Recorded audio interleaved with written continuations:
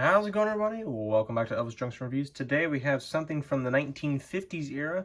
We are looking at a Walthers Proto 50-foot AAR two-door offset boxcar in the Southern Pacific for $65329. And there it is in our Walthers Proto gray box. We're not going to waste any time. We're going to open it up here. We have our package here. Inside we have a owner's manual.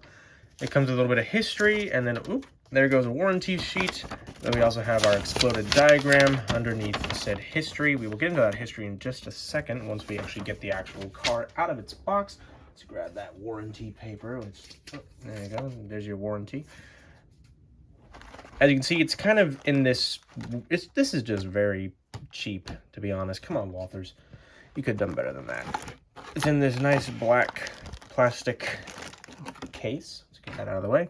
So I've had this for I've had this for a few years now. I want to say it's since 2019. So I really didn't know much about the hobby at the time, so I taped the plastic together. It's because it was giving me issues. I'm going to slide this out of there. Here it is. And now let's get to some history. Okay, so now I'm going to get into some history, not just about the prototype, but a little bit about just the box cars in general, because I'm reading off of this card that came with the actual freight car. So, originating in the 1890s to carry wagons, 50-foot boxcars were adapted to the needs of the automotive industry early in the 20th century, with double-side doors for easy loading at docks and opening doors at one end for use at ramps. In 1942, the Association of American Railroads, or AAR, adopted a new standard all-steel design that included the latest pressed steel ends and doors. As the U.S. geared up for World War II, major car builders turned out cars of this type in record numbers. Although seldom used for autos since they lacked internal racks, the cars proved perfect for big and heavy freight like highway trucks, machinery, and aircraft parts, and more that could be loaded through the end doors. The large capacity also made them ideal for appliances, lumber, and furniture. As a result, cars of this type were in regular service into the mid-1970s on many roads. Now, this model is complete with 5x5 dreadnought end doors with steel center beam, double 7-foot 6-inch Youngston corrugated doors with 4 sections and narrow seam panels, and also AAB brakes. Now, I don't know what AAB brakes are, but I'm sure I will find out later on. But anyway, let's get into some details, starting with the front/rear. Before I get into the detail, I just want to apologize. If you hear birds, that's something I cannot control because they are out in the trees, and I'm not going to practice animal cruelty by shooting at them. And I don't have a basement to record in, so I do apologize. Anyway, so let's get into some detail here, starting at the top. I'm going to work our way down to the bottom. As you can see, we have a grab iron right here. We will talk about this walkway in a minute. We have our brake wheel at the very tippy top of the car here. We have our number here, SP65329. We have a ladder that starts at the top and works its all the way down to the bottom here. We have a step here for if you would climb up the ladder here, step here, and now you can rotate that brake wheel. Right here we have our board for if this car had a bad order or is broken or something. We have another grab iron down here, as well as here and here. Down here, and this is the brake lever right here, which would go down to the truck. This is not broken, by the way. This is how this came, and I have actually touched this. Oops, sorry. If I do this, you can see that is not actually going to move outwards unless I really forced it. Here we have our metal Walthers coupler inside its coupler holder area. And we're going to quickly flip the car around to see that it's basically the same thing, only minus that brake wheel. All right, so let's get into some side detail. Okie dokie, this is a Walthers Proto, and it's their top of the line when it comes to their manufacturing. So it's going to have more detail than, say, oh, I don't know, a Walthers main line or a Walthers train line. But anyway, we're going to start here from the left and work our way to the right. As you can see, we have a nice, lovely Southern Pacific Lines logo here above our number here, SP65329. We have 3 grab irons, one here, and this is technically a step ladder or a step iron. That's what I'm just going to call it.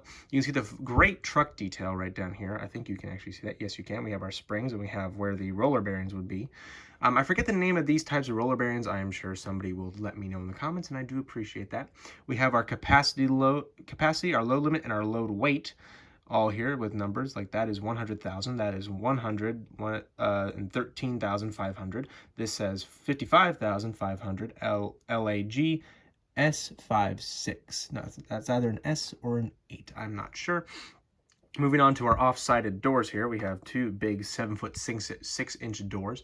Not a lot of detail, but they are ribbed. And here's another bad order board right here.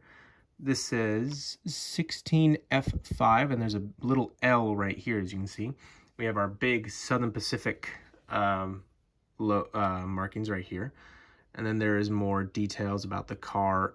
Oops, and that's my hand.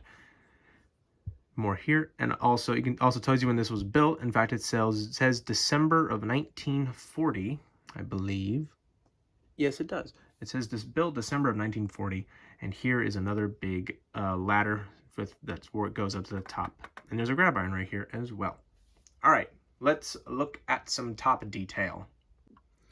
So as you can see, this was really a time when air brake. Oh, look at that. This was a time when air brakes were really still being tried and tested. So there been in the early ages of steam or just in railroading, there would be brakemen who would run across the tops of the cars to go activate the brake wheels on each individual car.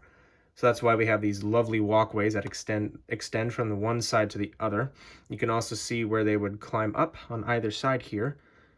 Climb up here, grab that grab iron, and they can stand up fully and then walk across the car here.